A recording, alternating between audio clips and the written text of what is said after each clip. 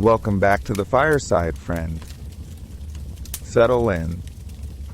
Let the lamp beside you grow soft and golden, and let your shoulders sink, just a little, into whatever pillow or chair has been kind enough to hold you tonight. There is nothing here that needs your worry. There is nothing in this hour that asks anything of you at all. Only a small fire, and a long, gentle story, and the sound of a voice that will be with you, quietly, until you drift away. Tonight, we are going to travel a very long way from where you are. We are going back, kindly, slowly, to a place called Kyoto, on the soft green island of Japan, more than 130 years ago.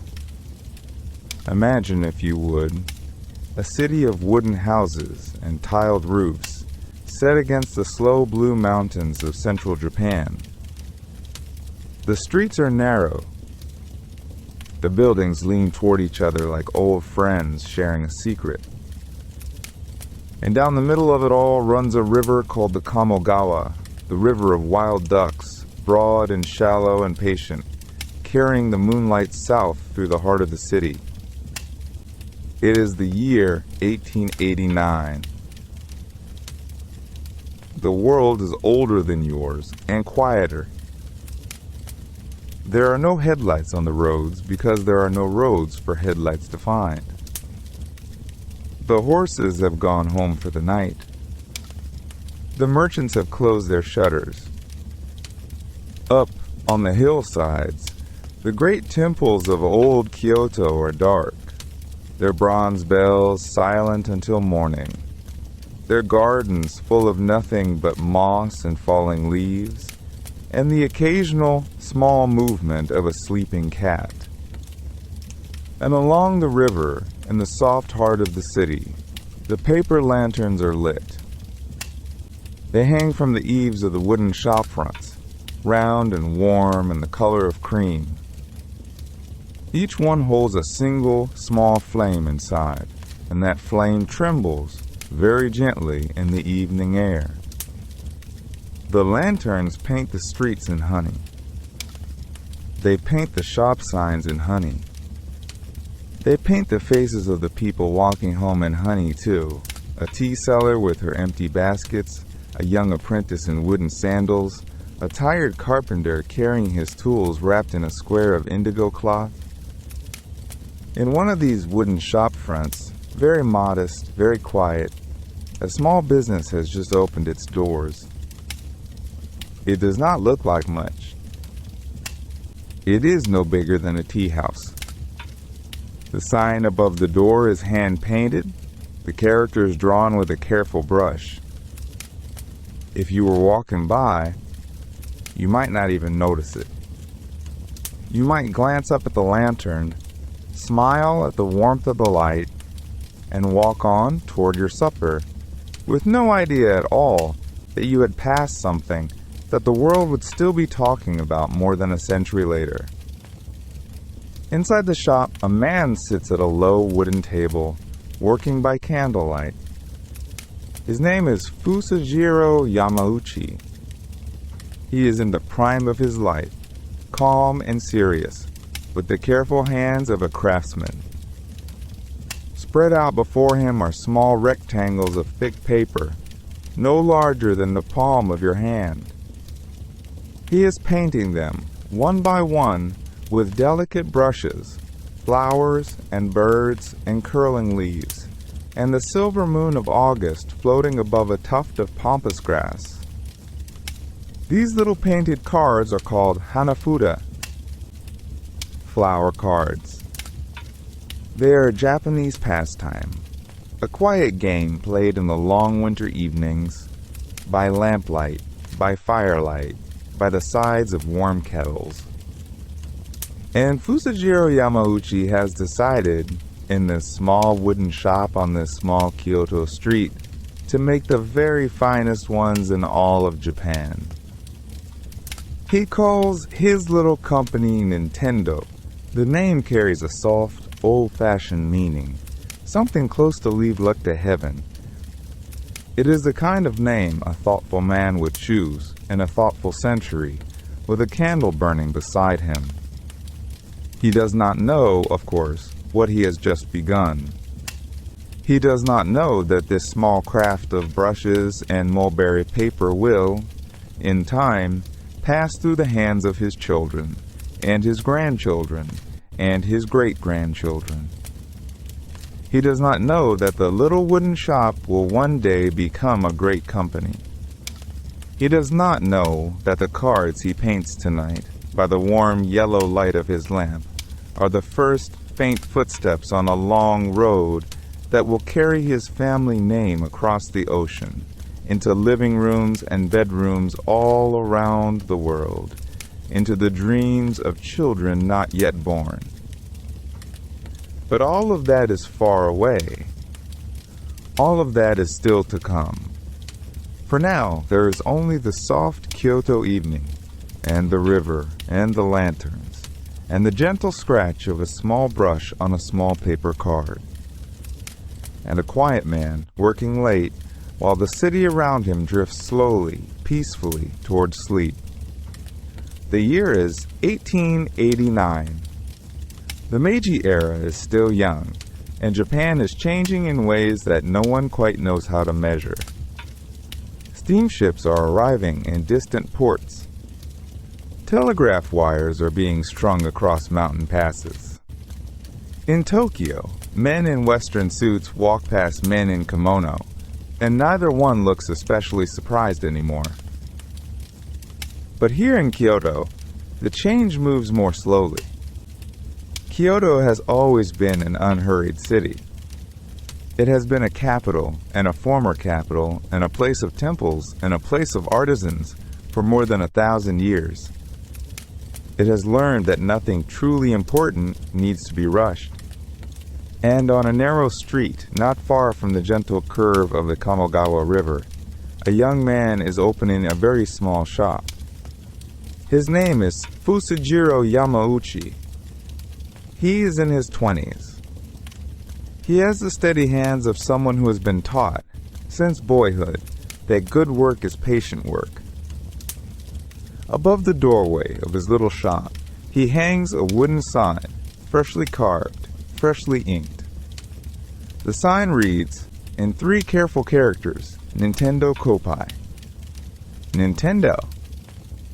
The name has often been translated in later years as something like leave luck to heaven. Whether or not that was exactly what Fusajiro had in mind, no one can say for certain. Perhaps he simply liked the sound of it. Perhaps he liked how the brushstrokes balanced on the page. Perhaps on the morning he chose it, he was thinking of a card already turned, a hand already dealt, and the soft acceptance of whatever fate the evening might bring. Whatever the reason, the sign goes up. And the shop is open.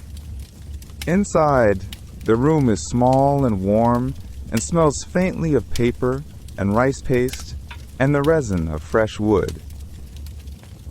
There is a low workbench and a stool and a brass lamp that throws a gentle yellow circle onto the bench top.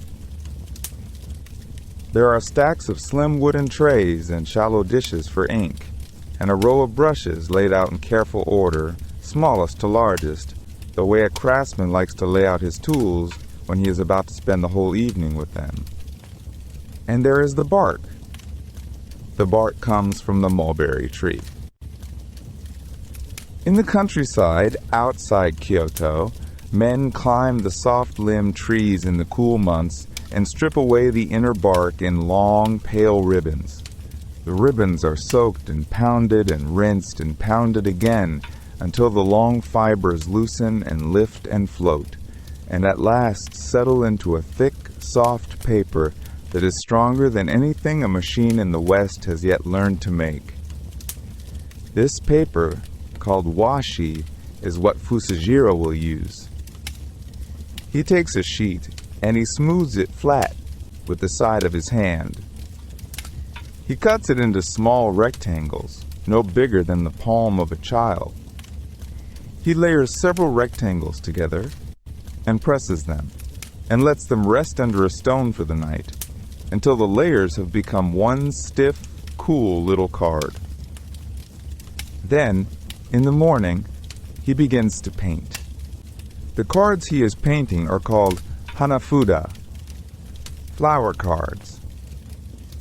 There are 48 of them in a deck, and they are arranged into the 12 months of the year, and each month is given a flower. January is the pine. February is the plum. March is the cherry, of course, with its drifting blossoms. April is wisteria. May is the iris by the water. June is the peony. July is the bush clover. August is the silver pampas grass on the autumn hill. September is the chrysanthemum. October is the maple in its red robes. November is the willow in the rain. And December is the paulownia with its strange, tall leaves. Fusajiro paints them one at a time. A single stroke for the curve of a petal. A single stroke for the bend of a stem. He does not rush. He does not try to finish a card before the lamp burns low. He works on one petal, and then he sets the brush down, and then he works on the next. Outside, the Kyoto evening has deepened to a soft, dim blue. A neighbor's wooden door slides shut for the night. Somewhere, very far off, a temple bell rings once, and the sound moves through the cold air and is gone. In the little shop, the lamp glows. The brush lifts and lowers, lifts and lowers. Another flower appears, slowly, on a small white card, in a small quiet room, in a small quiet city, on a small quiet evening, more than 130 years ago. And word as word does begins to travel. It travels the way good things travel in old cities, slowly, on foot, by mouth, from one neighbor to another. A merchant mentions the cards to a friend over tea. A friend mentions them to a cousin. The cards are beautiful. That is the simplest way to say it. They are beautiful in the way a small, well-made thing is beautiful. A wooden box, a folded letter, a single rice ball pressed by careful hands. There is no shouting in them. They do not need to shout. They simply rest in the palm and wait to be turned over. And so, slowly, the little shop near the river grows.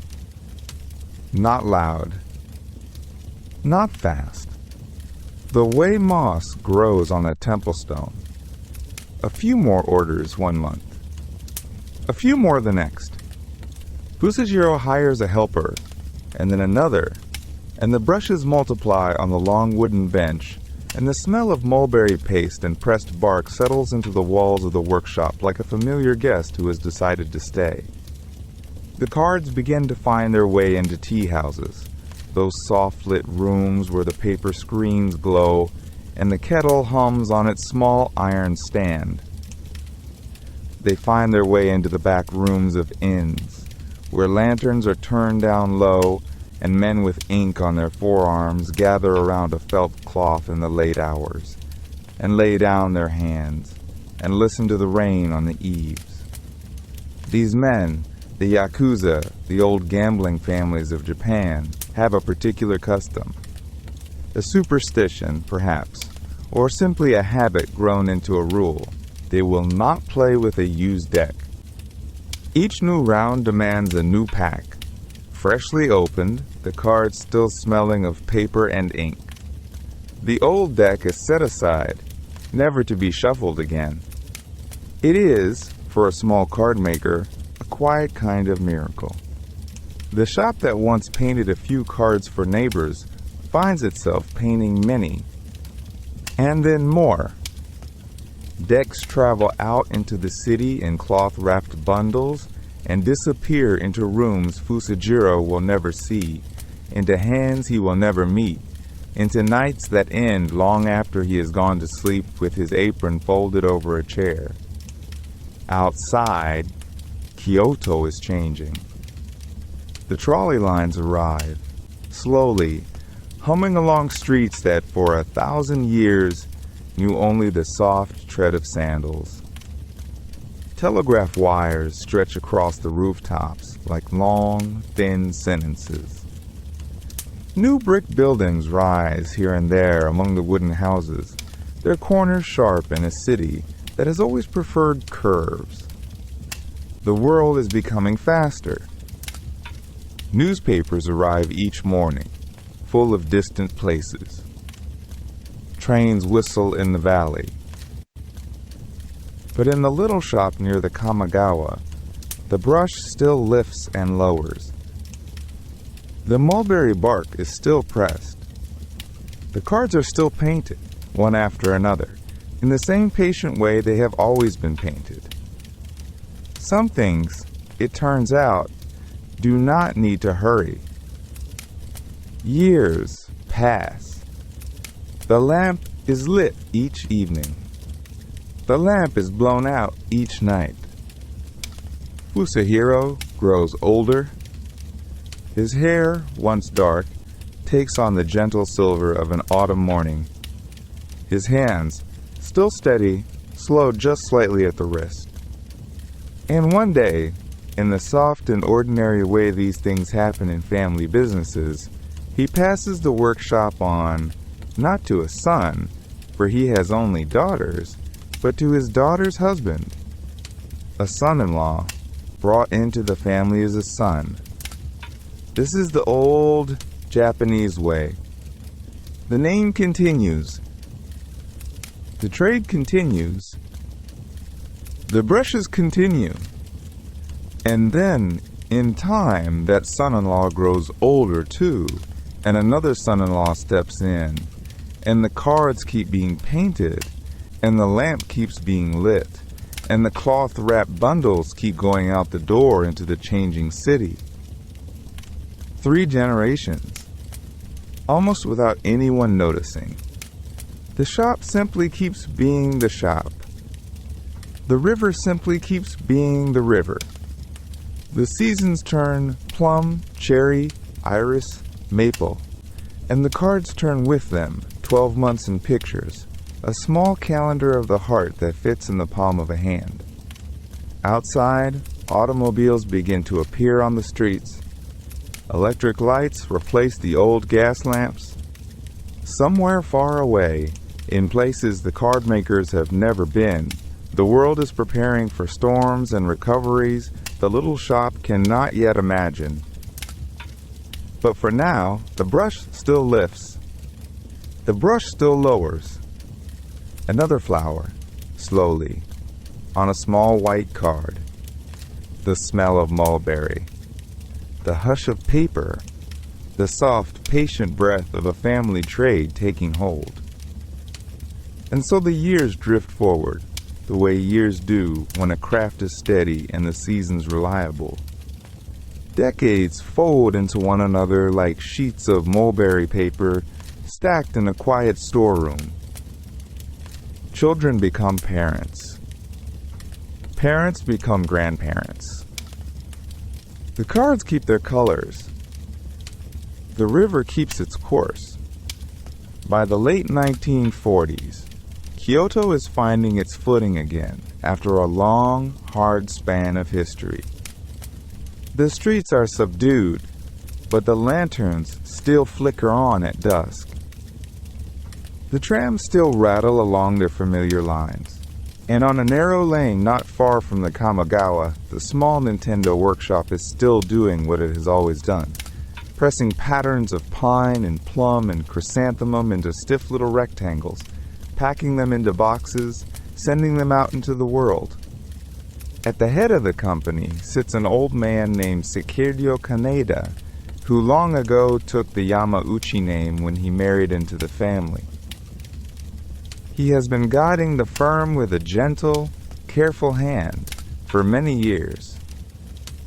His grandson, a polite university student in Tokyo, has grown up understanding, in the way that family children always do, that someday, far in the future, surely, the cards may pass to him as well.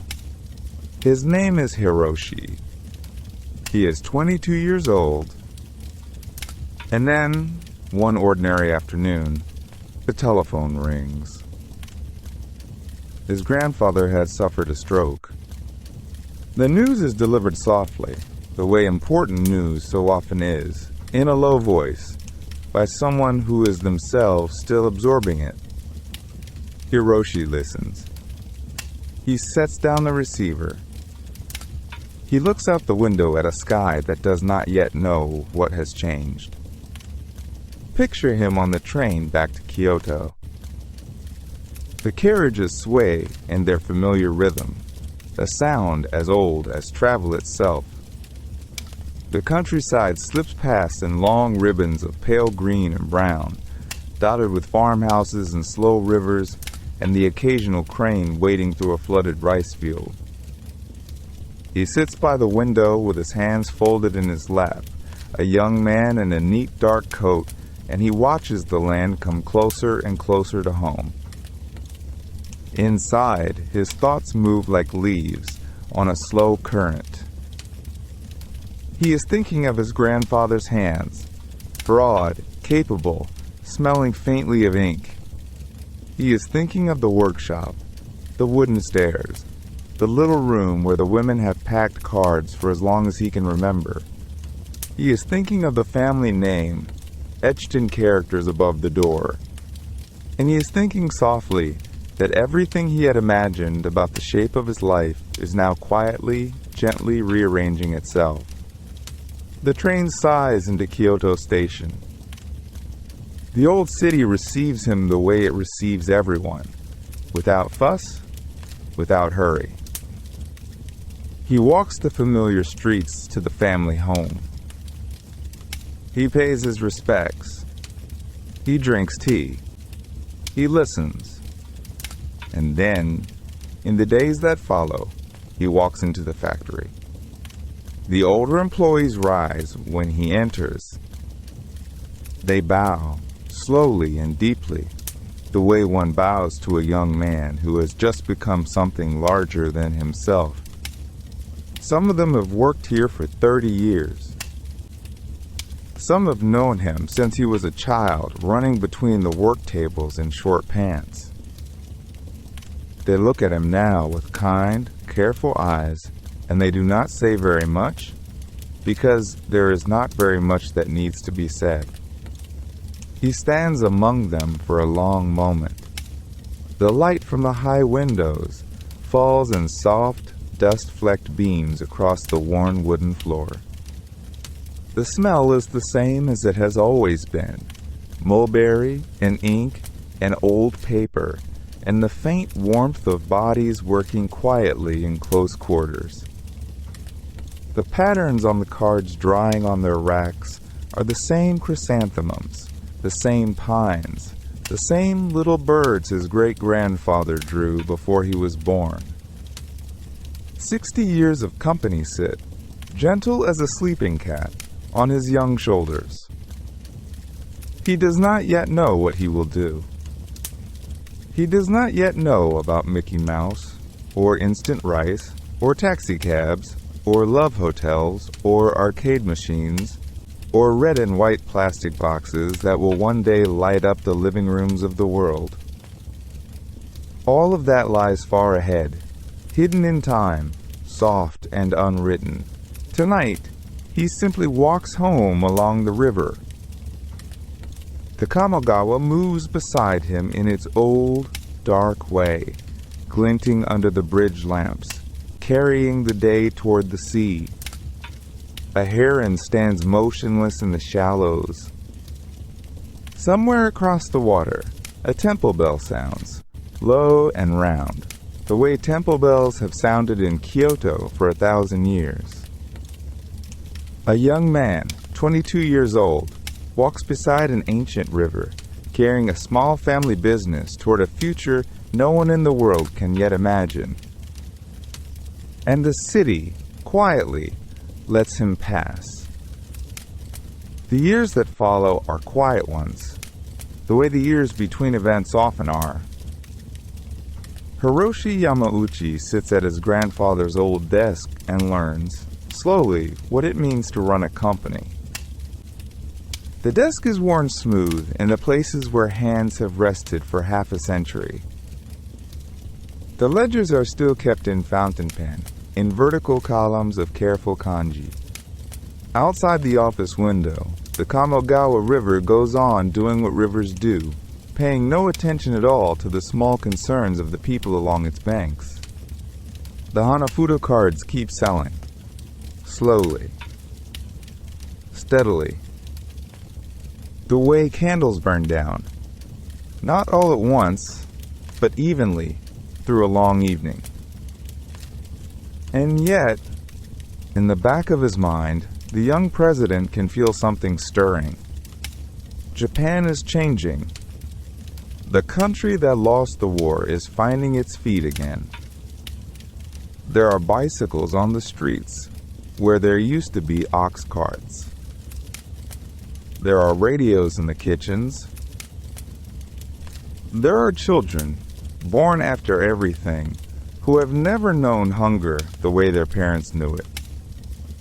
They want something to play with, something light, something to pass the long, peaceful hours. In 1959, an unlikely letter crosses an unlikely ocean. Yamauchi flies to America, a thing almost unheard of for a Japanese executive at that time, and sits across a table from representatives of the Walt Disney Company. The negotiation is gentle, almost shy on his side. He returns to Kyoto with a contract folded carefully in his briefcase, and within months, the most famous mouse in the world begins to appear on the backs of Nintendo playing cards. Mickey, in his red shorts and white gloves. Donald, with his little sailor cap.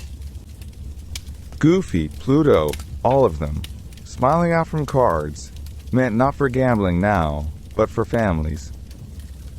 For mothers and fathers and small children gathered around low tables in tatami rooms, learning to match suits and count points by the warm light of paper lanterns. It is a small revolution, conducted entirely without fanfare. The cards travel into department stores in Osaka, into stationery shops in Sendai, into the satchels of traveling salesmen who sell them in mountain villages where the snow stays late into spring. For the first time in 70 years, Nintendo is not just a name whispered in the back rooms of gambling houses. It is something a grandmother might buy for her grandchildren. Something innocent, something gently bright. And with that small success, Yamauchi begins to wonder what else the company might become. The 1960s arrive, and with them, a long, gentle season of experiments. He tries instant rice. The thinking is sound. Japan is a nation of rice eaters, and modern life is busy. Why not a packet of rice that needs only hot water? Factories are leased. Recipes are tested. The product appears, briefly, on grocery shelves. And then, just as briefly, it disappears. The rice, it turns out, does not taste quite right. People are polite. They do not buy it twice. He tries a taxi service, a small fleet of cars, painted in cheerful colors, ferries passengers through the narrow streets of Kyoto. For a while it works. But the labor unions are firm, and the margins are thin, and after a few seasons, the cars are quietly sold off to other companies, one by one, like leaves drifting down a slow stream. He tries a chain of small love hotels, rooms rented by the hour, discreet places where young couples can have a moment of privacy in a country where privacy is rare.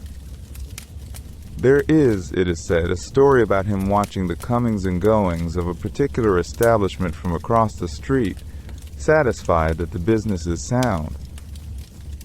The hotels open. They run for a time. And then, just as the others, they fade. None of it makes him bitter. None of it makes him afraid. Each small failure, in its way, is a teacher.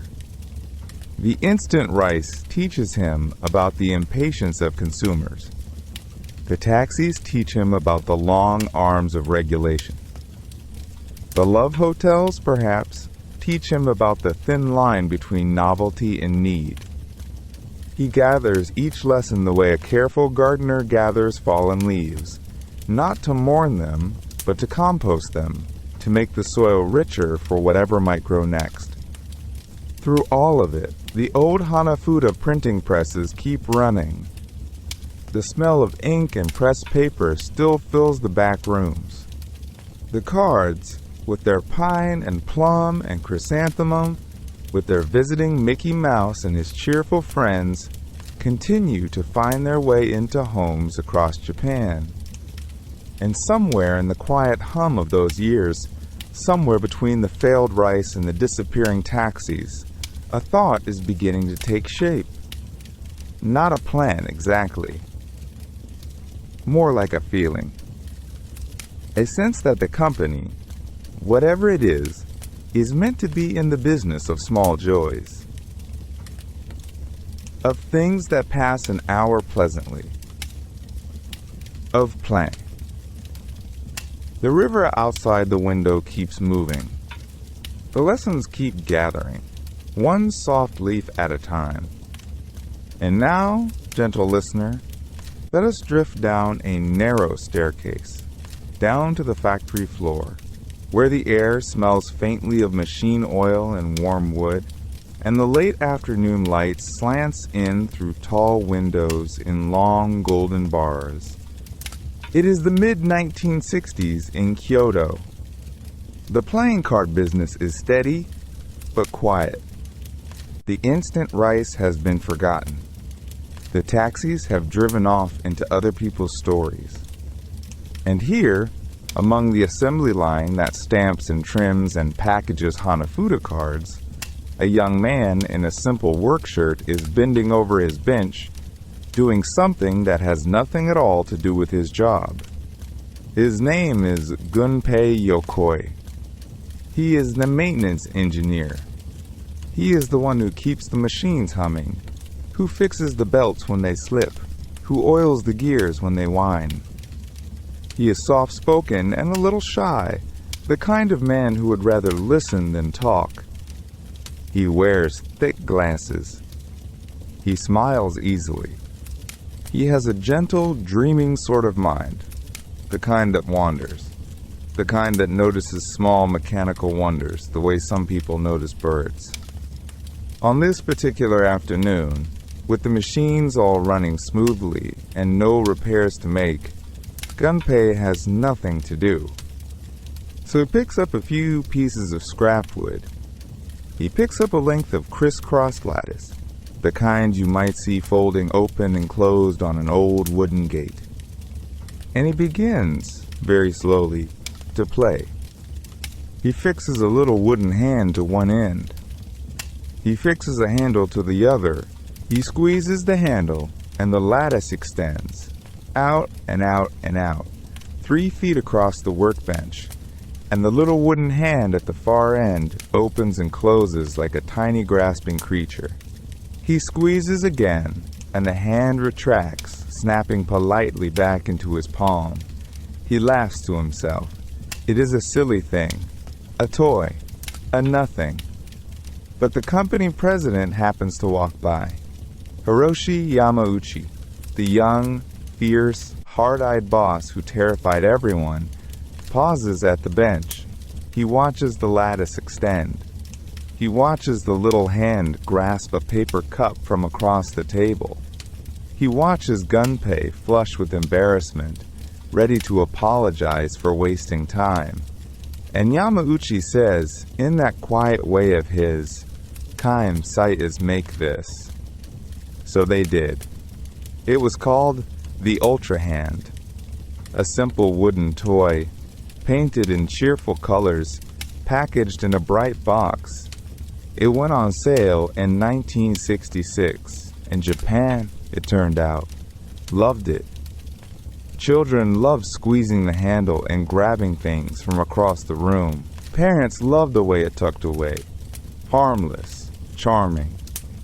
By the end of its run, the Ultra Hand had sold over 1 million copies. 1 million. For a company that had only ever sold playing cards, this was something new, something almost dizzying. Money flowed in from a product that wasn't a card at all. A door had opened. And here, dear listener, is where a quiet philosophy begins to take shape, a way of thinking that will guide Nintendo for decades to come. Gunpei Yokoi watched the success of his little wooden lattice and noticed something. The Ultra Hand wasn't built from new technology. It wasn't built from cutting-edge anything.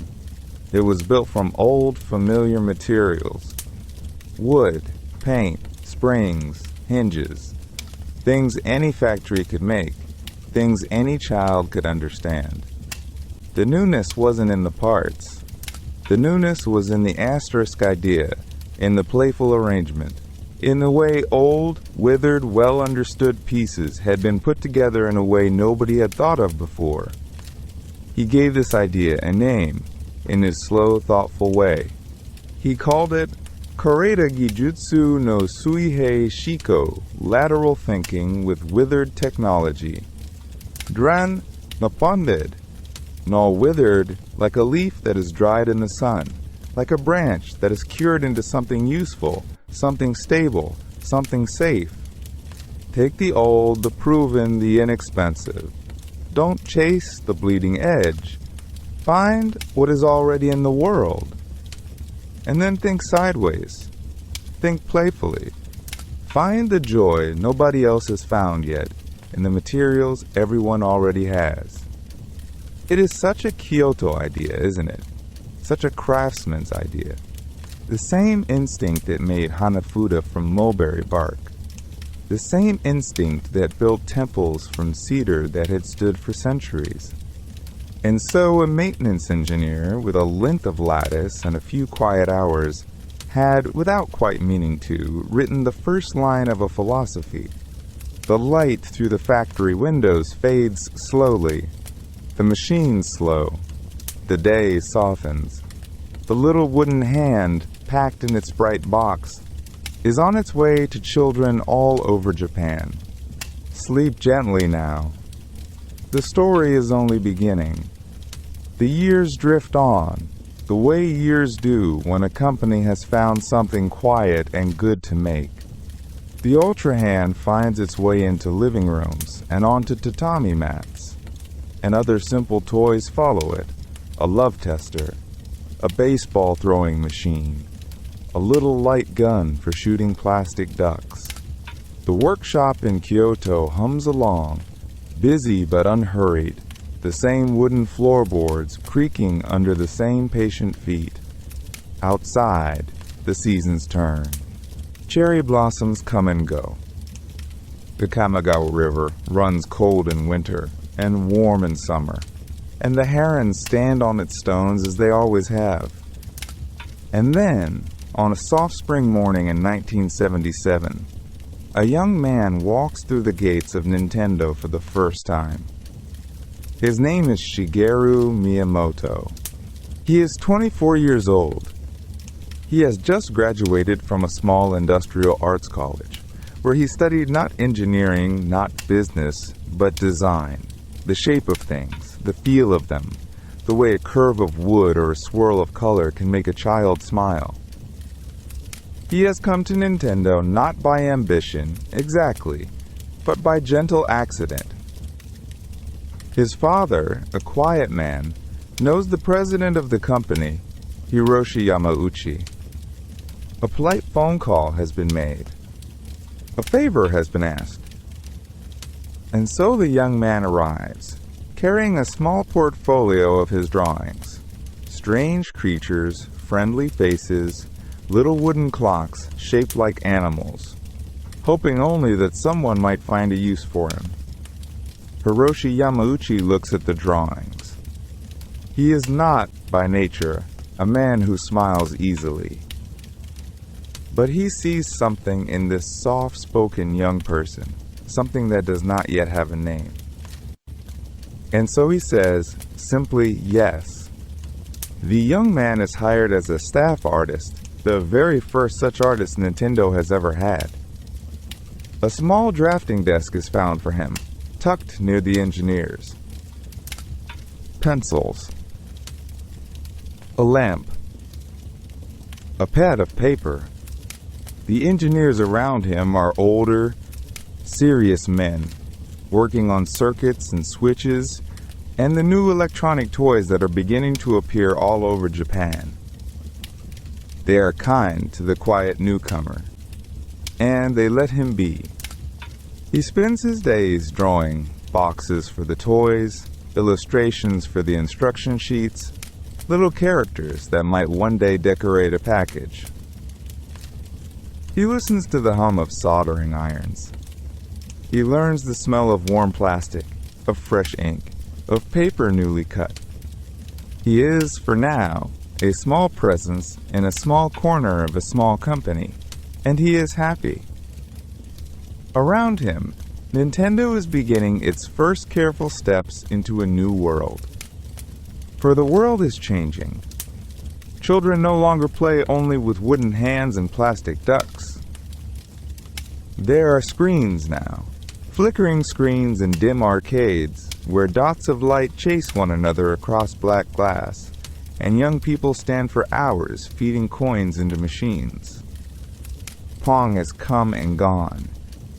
Space Invaders is on its way. The age of electronic play is dawning, quietly at first, like the first faint blue of a winter morning.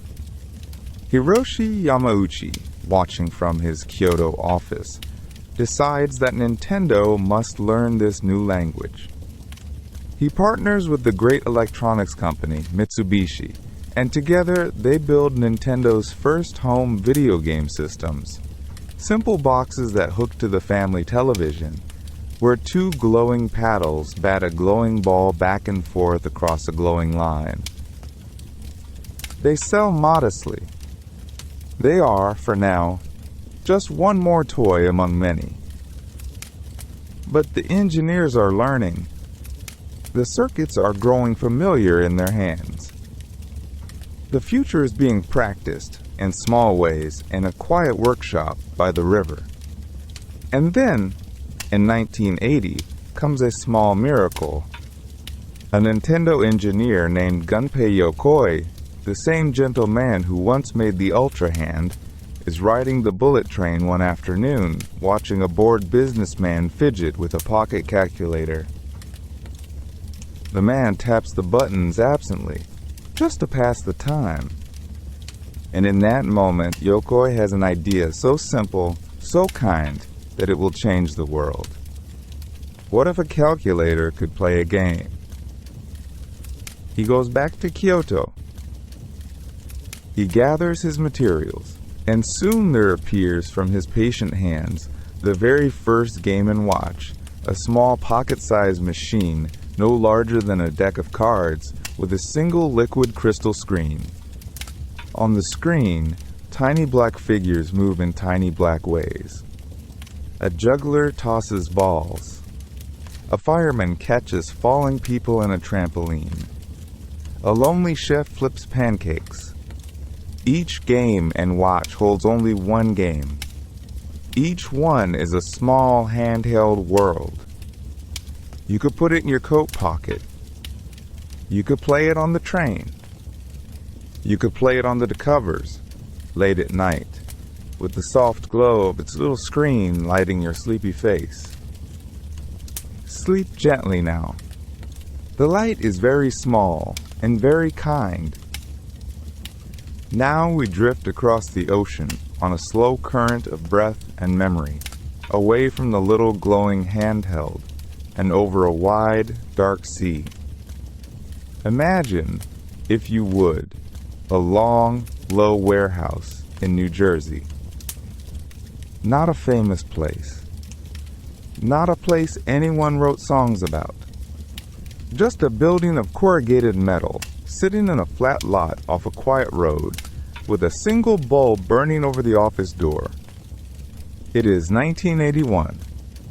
The American autumn is coming on, and the wind moves dry leaves across the parking lot in slow, scraping circles. Inside that warehouse, stacked nearly to the rafters, stand 2,000 arcade cabinets. Tall wooden boxes, each one as heavy as a small refrigerator, each one painted in bright candy colors, each one holding a game called Radar Scope. A space shooter. A game that, in Japan, had done quite well. A game that, in America, had simply not caught on. And so they sit, silent, in long, even rows, their screens dark, their coin slots empty, their joysticks waiting for hands that never come. This is Nintendo of America, a tiny outpost, a handful of employees, a young president named Minoru Arakawa, far from home, watching the bills come due. The company in Kyoto has poured its savings into these cabinets, and the cabinets are not selling, and the rent on the warehouse is real, and the shipping was real, and the future, just then, looks very thin indeed. You can almost hear it, can't you? The hum of the warehouse lights. The soft click of a calculator on a metal desk. The ticking of a wall clock. The small, patient sound of a business holding its breath. So a request goes back across the Pacific by telephone and telex in the small hours of a Kyoto morning. Send us something new. Anything. Something we can put inside these cabinets. And in Kyoto, the assignment lands on the desk of a young man. An art school graduate. A boy who liked to draw, who liked to play guitar, who had been hired only a few years before to design the painted side panels of arcade machines. His name, you may already know, is Shigeru Miyamoto. He is 28 years old. He has never made a video game in his life. And what he draws in his quiet, unhurried way is not a spaceship, not a tank, not a soldier. He draws a story. A great big shaggy ape, escaped from his keeper, has climbed to the top of a half-built construction site. He has carried a young woman up there with him in a pink dress, and now he sits on a girder and rolls barrels down at anyone who tries to come up after her. And the one who tries to come up after her is a small, round, mustachioed fellow in a red cap and blue overalls, a carpenter at first, who only later will be called a plumber, and only later still will be called Mario. The ape is named Donkey Kong. Donkey, asterisk, because Miyamoto looked up the English word for stubborn. Asterisk, because the ape was, well, a great ape. The name made the Americans laugh. The name stuck anyway. The new circuit boards arrive in New Jersey in unmarked boxes. The little crew at Nintendo of America, in shirt sleeves and loosened ties, set to work in the warehouse. They open the radar scope cabinets. They lift out the old boards. They slide in the new ones. They peel off the old marquees and stencil on a new title in cheerful red letters. They do this 2,000 times by hand, under the buzzing lights, late into the New Jersey night. And then, one by one, the cabinets go out. To pizza parlors, to bowling alleys, to dim, smoky arcades on shopping plazas across the country. And the quarters begin to drop. Just one at first. Then another. Then a small line of teenagers waiting their turn. Then crowded weekends, and full coin boxes, and route operators calling for more machines, please, as soon as you can ship them. A quarter at a time. A quarter at a time. A whole company lifted up out of that warehouse on the small, bright music of a barrel-throwing ape and a jumping little man in a red cap. By the end of the year, Donkey Kong has earned more than 180 million of those quarters.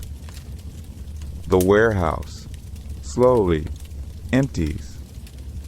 The lights, one evening, are switched off and locked behind, and the little office moves on to better rooms. And far away, in Kyoto, the old company by the river takes a long, slow breath. Sleep softly now. Somewhere a quarter is dropping. Somewhere a small jumping man is climbing, patiently, rung by rung, toward something kind. And from that quarter, from that small climbing figure, the story drifts forward a few quiet years, across an ocean, into a country that has nearly forgotten how to play.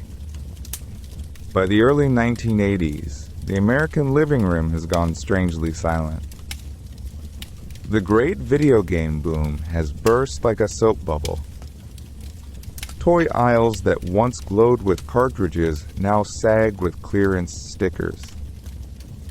Whole truckloads of unsold games are buried in the New Mexico desert, returned to the sand. Parents shake their heads and say, gently, that the fad is over. Children are told to go outside. The televisions in den after den go back to their 3 channels and their dependable hum.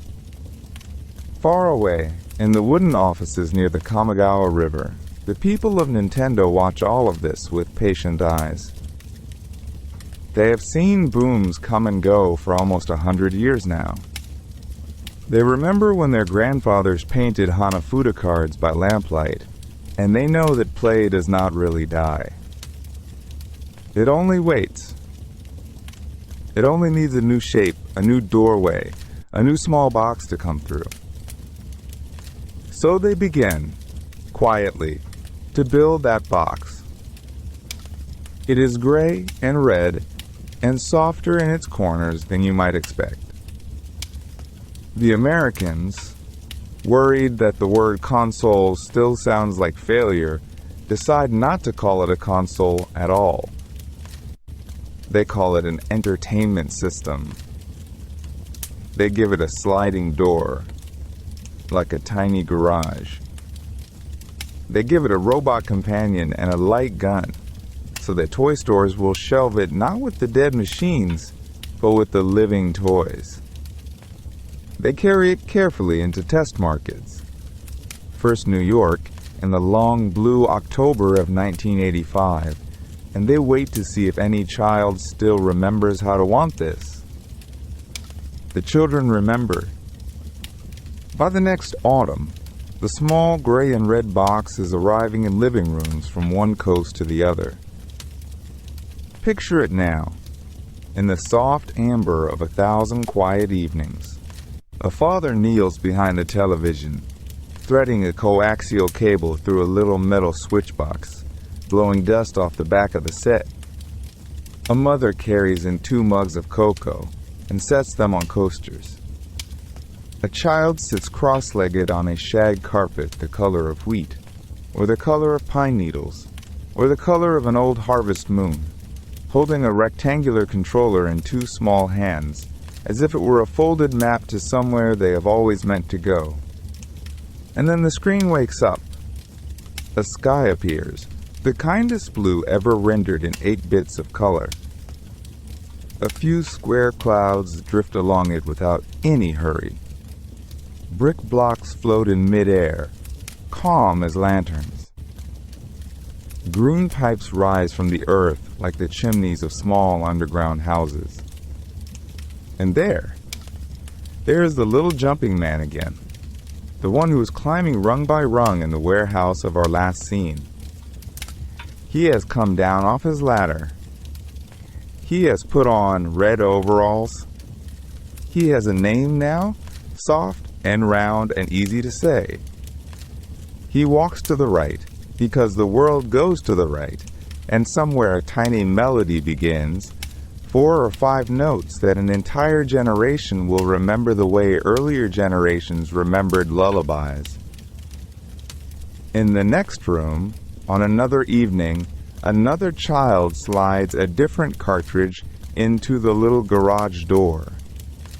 The screen goes dark, and then a single pixel of light appears in a forest, and a small figure in green stands very still beside an old man in a cave. "It is dangerous to go alone," the old man says, and offers a wooden sword. The child accepts. The forest opens. Somewhere a stream is running over stones that look like tiny gray bricks. Somewhere a hidden staircase waits under a single bush. The early chapters of a long, gentle adventure begin, and the child's bedtime this evening will arrive a little later than usual, and the parents, watching from the kitchen doorway with their cocoa, will not quite have the heart to interrupt. All across the country it is happening, softly, in living rooms whose curtains are already drawn. From Maine to California, from snow porches to palm-shaded patios, the sound of little 8-bit kingdoms is rising up through carpet and wood. Nothing about it is loud. Nothing about it is cruel. The villains, when they appear, walk slowly and can always be jumped over. The princess, when she is rescued, only smiles. The hero, when he falls, simply tries again. Outside, the snow falls, or the crickets sing, or a porch light burns for someone coming home late. Inside, a small gray box hums faithfully under the television, keeping a whole tiny world warm. And the children leaning toward the screen are already beginning, very softly, to dream. And while those children dream, the years continue their slow, patient turning.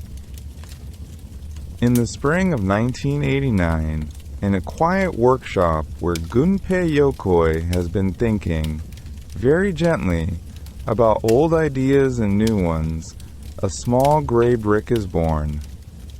They call it the Game Boy. It fits in a coat pocket. Its screen is the soft green of pond water in late afternoon, and the pixels move with a slow, almost sleepy bloom. It does not try to be brilliant. It does not try to be loud. It is simply faithful, the way a good lantern is faithful, asking only for a pair of AA batteries and a little attention. Tucked inside it, often, is a cartridge from far away, a Russian puzzle of falling shapes called Tetris. And so, on long car rides through American summers, on trains rocking through the Japanese countryside, in the back seats of station wagons crossing Nebraska at dusk, a quiet music begins to play. Little blocks tumble down. Children breathe slowly through their noses, tongue tucked behind their teeth in concentration. Parents glance back in the rearview mirror and see the soft green glow lighting up a small, focused face. Outside, the fields go by in long, gentle ribbons. Inside, the world has narrowed to a single, kind, falling shape. The Game Boy will travel everywhere. It will go to grandmothers, houses. It will sit on hospital nightstands. It will slip into the jacket pockets of soldiers and be carried, scratched and faithful, home again. It will outlast its own newer cousins, because Yokoi's old quiet idea, lateral thinking with withered technology, has built it like a river stone. Smooth, unhurried, made to be held. Time passes, as it has always passed in Kyoto. Hiroshi Yamauchi grows older in his office near the Kamogawa River. He has steered the company for more than half a century, from hand-painted Hanafuda cards to consoles humming in living rooms across the world. When he finally lays down the work, in the quiet years of the new century, he chooses a successor who is not a Yamauchi at all. He chooses a soft-spoken programmer from the north, a man named Satoru Iwata. Iwata is gentle. He smiles often. He says, in a phrase that the company will remember for a long time, "On my business card, I am a corporate president. In my mind, I am a game developer." He sits down with players. He listens. He bows when he speaks of the artists he works with. Under his quiet hand, the company becomes somehow even more itself, kind, curious, unhurried. In the middle of these soft-spoken years, a small white console arrives in living rooms. They call it the Wii. It comes with a little wand, a sensor bar that perches on the television like a sleeping bird, and an invitation. Grandmothers stand up from their armchairs and swing imaginary tennis rackets. Grandfathers laugh at their own bowling forms. Children show their parents how to throw a perfect strike. The living room rearranges itself around the gentle wave of an arm. For a little while, the whole world seems to be playing together in its socks, on the carpet, under warm yellow lamps. And then, later still, comes the switch. A small slate that lifts from its cradle and follows you out into the garden, onto the train, into a hammock under a maple tree. Old Kyoto craftsmanship has folded itself into something the size of a paperback book. You can pass half of it to a friend on the porch. You can hold it on your stomach while the rain taps the window. The green glow of that long-ago Game Boy has grown into something brighter, but the spirit underneath is the same, small, faithful, made for the human hand. Iwata, in time, lays down his own quiet work, and the company keeps walking. Generations pass the torch as gently as one candle lights another. And here, by our hearth, the long story begins at last to settle. Outside the workshop window in Old Kyoto, the river still moves. The mulberry trees still rustle. Somewhere, a paper card is being painted by a careful hand. Somewhere else, a child is falling asleep with a small console folded against their chest, the screen dimmed to almost nothing. The fire in our hearth has burned low. The cards rest on the table, face down. The lantern in the corner gutters once, then steadies. A soft snow, or a soft rain, or a soft hush of crickets settles over the rooftops. 130 years of patient work, of failures and small kindnesses, of withered technology made warm again by gentle hands. Old Kyoto closes its eyes. And so, very softly, may you sleep well.